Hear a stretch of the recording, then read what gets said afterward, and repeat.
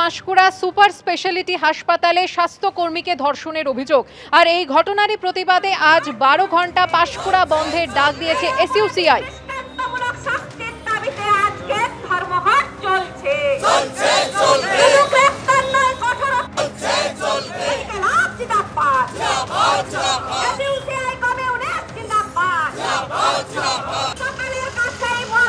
Station এলাকায় চলছে picketing. আজই ঘটনাস্থলে যাওয়ার কথা রাজ্যের বিরোধী দলনেতা শুভেন্দু অধিকারী।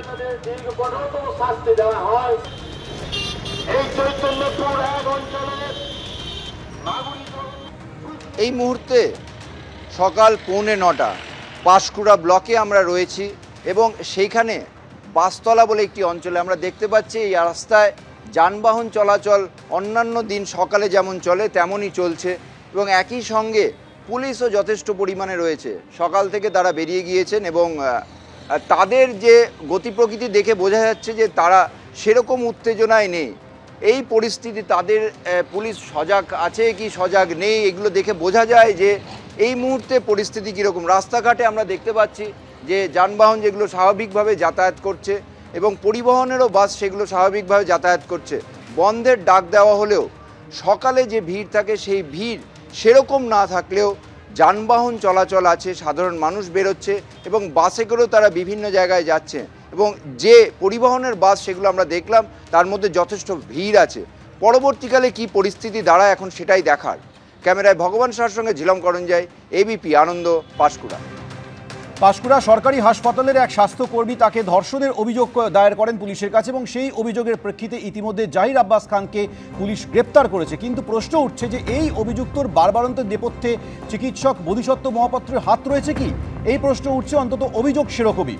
রাজ্যের প্রাক্তন মন্ত্রী সৌমেন মহাপাত্র ছেলে বোধিসত্ত্ব মহাপাত্র, তার বিরুদ্ধে ওঠা যাবতীয় অভিযোগ অবশ্য উড়িয়ে দিয়েছেন প্রাক্তন মন্ত্রীর ছেলে। শুধুমাত্র একজন স্বাস্থ্যকর্মী যিনি অভিযোগ দায়ের করেছিলেন তাকেই যে দিনের পর দিন ধরে নির্যাতন করা হয়েছে এমনটা নয়, একাধিক স্বাস্থ্যকর্মীকে নিজের ঘরে ডেকে নিয়ে গিয়ে নির্যাতন করত এই জাহির আব্বাস। তাদের কি অভিযোগ শুনুন।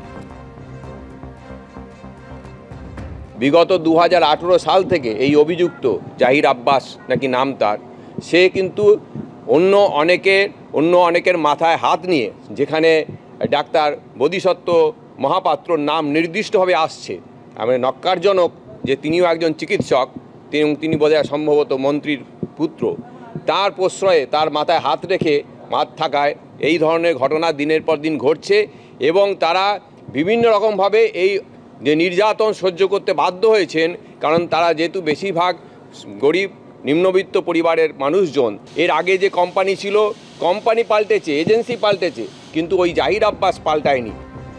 তবে তার বিরুদ্ধে ওঠা সমস্ত অভিযোগ অস্বীকার করেছেন রাজ্যের প্রাক্তন মন্ত্রী সৌমেন মহাপাত্রের ছেলে বোধিসত্ত্ব মহাপাত্র। আমি ওখানে ছিলাম বিএমও 3 মাস আগে।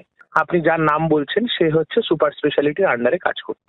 তার সঙ্গে আমার কোনোভাবেই কোনো কালই ছিল না। সুপারের গাড়ি চালায়, কখনো দেখা হয়েছে, হাই হ্যালো এইটুকুই। অপরাধ কি আমার এটাই যে আমি একজন রাজনৈতিক ব্যক্তিত্বের ছেলে? ওনাকে আমি ওপেন চ্যালেঞ্জ ছুড়ে দিলাম, উনি কোথায় প্রমাণ করে দিক যে আমি ওই ব্যক্তিটিকে এই কাজটি ইন্ধন দিই বা আমার ইন্ধনে ওই ব্যক্তিটি কোনো কাজ করেছেন কিনা।